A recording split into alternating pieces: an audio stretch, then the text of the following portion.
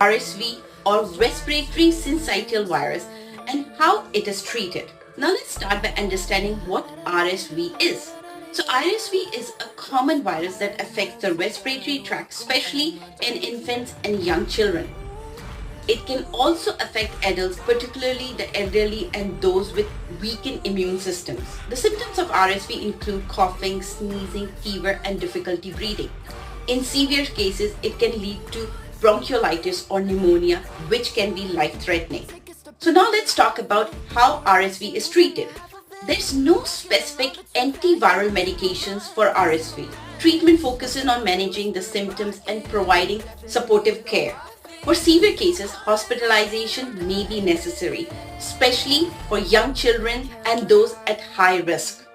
Frequent hand washing, avoiding close contact with the infected individuals, and keeping a clean environment